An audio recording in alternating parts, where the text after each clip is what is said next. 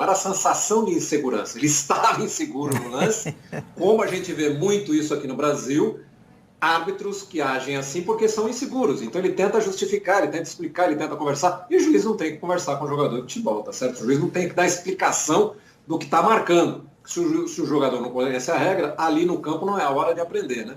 Então, normalmente, quando o árbitro fala demais, é porque ele é inseguro, porque ele próprio percebe que o jogo é muito grande, né?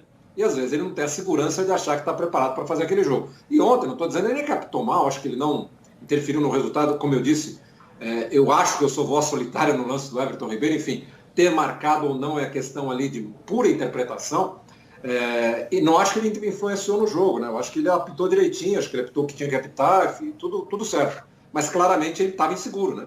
Acho que o jogo era muito maior do que ele, só isso. Vamos ouvir a bronca aí. Dupla, Rogério Ceni e BKSS. Com todo respeito ao juiz, teve muitas escolhas erradas, mas vida que segue.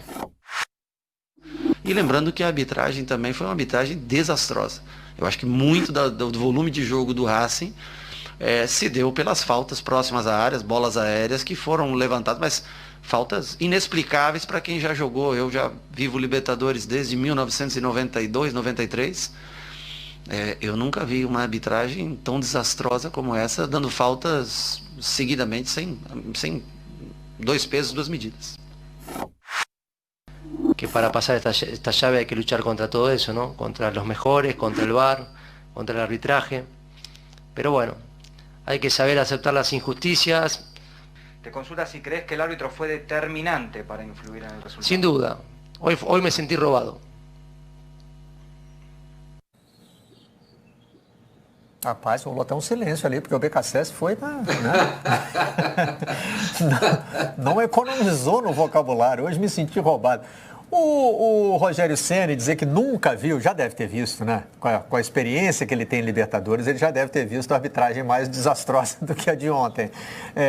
Mas ele mostra ali a insatisfação não só nos lances capitais, era o que eu estava dizendo, né? Ele fala que o volume de jogo do Racing é construído por umas faltas que ele marcou que não tinham explicação, porque realmente em determinados momentos ficou difícil entender o critério do árbitro, porque tinha cada chegadão que ele, né, mandava seguir, e outras vezes, né, qualquer contato era suficiente para ele marcar falta. Agora, essa sensação marcou mais do meu lado, marcou mais do lado dele, aí fica mais, né?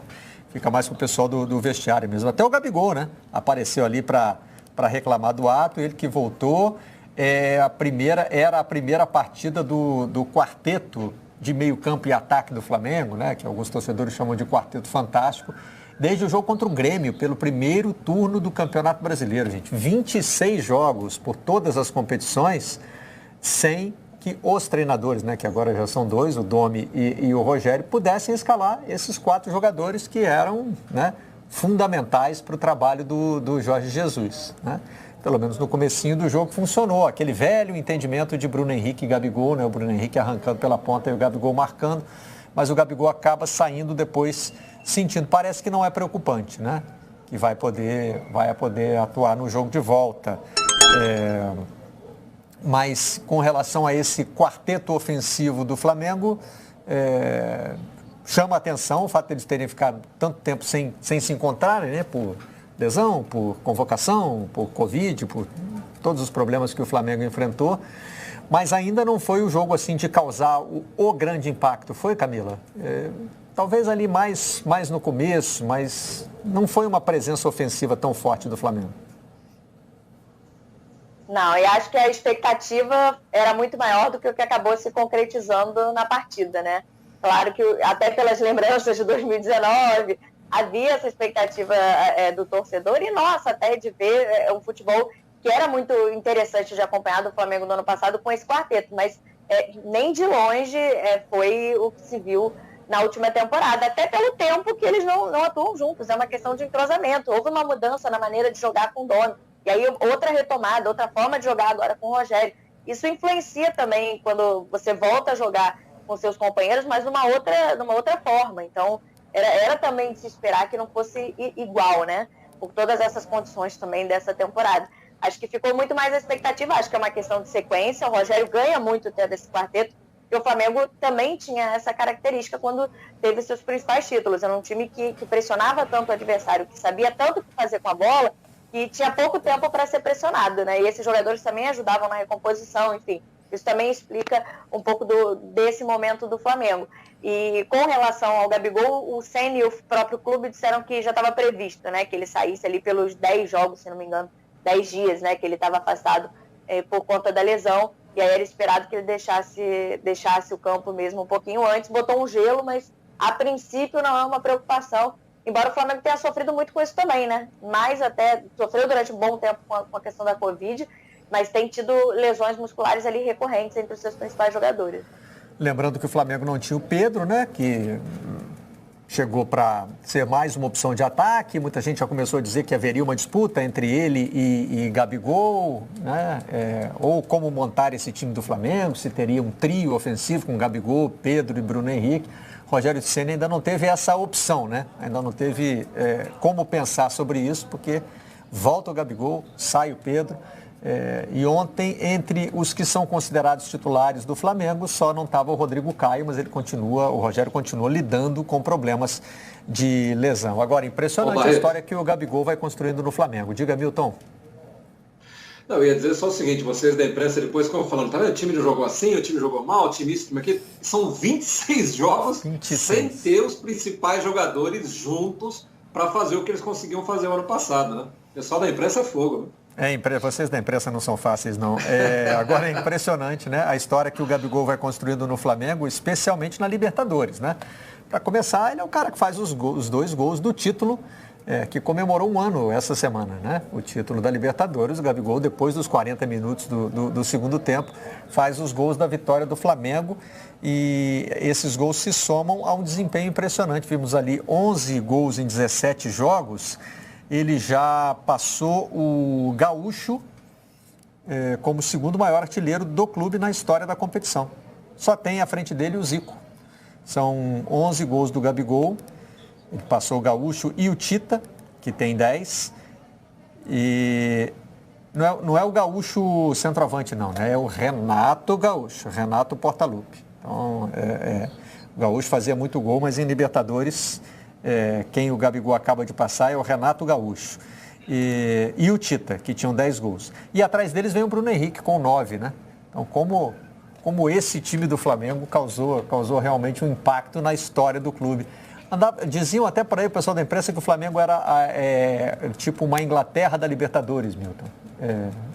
E com o Gabigol e o Bruno Henrique deixou de ser, porque, né, encontrou aquele Flamengo do Zico em termos de conquista. Não, você vê como aquela Libertadores do ano passado foi importante, como foi importante o desempenho que o time teve, né? Porque tanto o Gabigol quanto o Bruno Henrique trazem daquela Libertadores esse volume de gols, né, que eles podem fazer crescer ainda, porque a Libertadores para eles ainda tem chão, espero que tenha chão pela frente nas próximas fases, né? Então, como aquela Libertadores para os dois, sobretudo para o Flamengo, evidentemente, mas para os dois individualmente, como ela tem um peso, né? Porque hoje o Gabigol já é o segundo artilheiro do Flamengo na história da Libertadores e logo atrás dele o Bruno Henrique está ali, né? E se o time melhorar o desempenho e avançar nas próximas fases da Libertadores, é muito provável que esses números cresçam ainda mais, né? Aliás, o Gabigol falou sobre essa parceria, sobre o entendimento com o Bruno Henrique. Camila chamou? Não, só para lembrar que também tem o fato do Flamengo ano passado ter chegado à decisão da Libertadores, né? Ter ido mais longe, ter feito mais jogos. O Flamengo vinha aí de temporadas seguidas de eliminações na fase de grupo, né? E Gabigol e Bruno Henrique tiveram muitos jogos para fazer esses gols, né? É verdade. E o Gabigol falou sobre esse entendimento com o Bruno Henrique. Bruno é realmente um cara que eu gosto muito de jogar, é muito especial sempre jogar com ele, a gente se entende muito bem. Até quando ele driblou ali, eu já apontei onde eu queria a bola e ele sabia que eu estava ali. Não só com ele, mas com todos os jogadores do Flamengo, mas principalmente ali o Arrasca e o Everton. Fazia muito tempo que os 4 não jogavam juntos, então é muito bom voltar a jogar com eles, jogar com o Bruno. Eu sempre falei, o sonho do Camisa 9 é jogar com esses 3. Eu espero aproveitar da melhor maneira possível e quanto tempo puder. Só para fechar aqui sobre o jogo, tem um giro dos jornais argentinos que estão indo também principalmente na linha da arbitragem. O Olé chama o jogo de inflamável e diz que anularam mal o gol da vitória do Racing. Bom, o gol da vitória seria o que o Milton destacou aqui, né? A questão da falta. No Clarim, uma noite de pura polêmica com erros, acertos e omissões do árbitro e do VAR. No La Nación, Racing em uma noite quente e chuvosa, a lógica para uma equipe atordoada. Aí muito mais falando da fase do time que não é boa, né? Vem de uma sequência ruim no campeonato argentino. E o Lavosa apenas disse que o Racing não conseguiu ganhar em casa. Eu acho curioso, assim, quando se coloca no título que é uma noite de polêmicas, de confusões, 2 lances foram impedimento. O VAR vai lá, traça aquela linha e acabou a discussão. O resto, o que o juiz deixou de marcar de falta para um lado ou para o outro, não passa pelo VAR, né? Às vezes a gente faz um pacotão que não existiu em campo. Agora, isso não impede, por exemplo, se você está convicto de que não houve falta no Everton Ribeiro, de dizer que o árbitro e o VAR erraram no momento crucial da partida, né? Você pode dizer, você pode bancar que o Racing venceria a partida se não fosse um erro da arbitragem. Mas assim, dizer que houve um pacotão de confusões, Milton... Pois é. Não, acho que é um exagero, inclusive nesse lance, né? Porque eu falei que eu talvez não marcasse a falta, mas não acho problema nenhum de o juiz ter marcado e o VAR ter concordado com ele. Até porque eu estou lendo tudo aqui, 99% das pessoas, acho que só eu estou achando que eu não marcaria aquele pênalti, e o pessoal Você e os argentinos. E olha que eu não sou... Pois é, eu e os argentinos, eu não sou argentino. Mas assim, e não é um lance assim que você fala, nossa, que erro da arbitragem, o cara, isso, como disse o técnico, né, foi roubado e tal. Não, é pura interpretação. Eu acho que aquela mão no Everton não seria suficiente para derrubá-lo, mas é só um machismo, quer dizer, na verdade ele na hora, o gesto parece muito mais forte do que na minha opinião é. Mas nem esse lance é polêmico para você, nossa, foi garfado, foi roubado. Não, é só uma pequena diferença de interpretação. Quer dizer, como eu disse, eu achei que o árbitro estava inseguro, mas não acho que ele interferiu no resultado. Acho que os lances que ele tinha captado, está tudo certo e vamos em frente, né? Muito bem. Para citar mais um jogador do Quarteto Fantástico, o Arrascaeta está concorrendo ao Puskás. Vamos rodar aí o gol? Já citamos aqui, né? Finalistas do prêmio The Best entre jogadores e jogadoras, né? E essa bicicleta, eu lembro que muita gente na época falou, olha, isso aí tem cara de Puskás e tal, vem o cruzamento da direita e o Arrascaeta, nesse jogo contra o Ceará, encaixa ali uma bicicleta com muita... Foi o Rafinha que cruzou, né?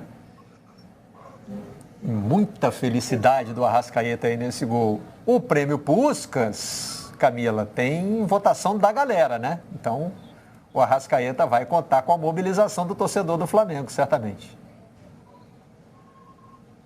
Tem o mesmo peso, né, que alguns jogadores escolhidos ali da história, né? Se não me engano, acho que não tem diferença de peso, né? Fica ali bem equilibrado. Então pesa muito a votação, sem dúvida, dos torcedores. Acho que, de fato, é um belíssimo gol. Acho que é muito justa essa presença desse gol do Arrascaeta. Eu, particularmente, gol de bicicleta é um dos meus favoritos. Então, para mim, sempre concorre a Puskás quando eu faz gol de bicicleta. E o gol de bicicleta no ângulo, né? É particularmente especial. Do lugar que ele estava, né? Ele está na risca da grande área, né? Ele está muito longe do gol, né? E eu queria registrar também que o Prêmio Puskás tem uma categoria dedicada aos torcedores, né? E esse ano, mais uma vez, um dos torcedores indicados aparece numa reportagem dos nossos companheiros.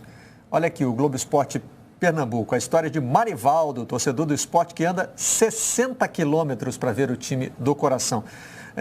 No ano passado, foi uma reportagem do Marco Aurélio Souza que mostrou, né, a mãe que narra o jogo para o filho que é deficiente visual, que é cego, e aí eles ganharam o prêmio, né? E agora temos mais um indicado aqui que aparece numa reportagem feita por companheiros nossos. Então, parabéns também ao pessoal do Globo Esporte de Pernambuco por contar a história do Marivaldo, né? O cara anda 60 quilômetros para ver o time do coração, ele está concorrendo com um torcedor, me parece que é inglês, e com torcedores colombianos, aí já é uma coisa mais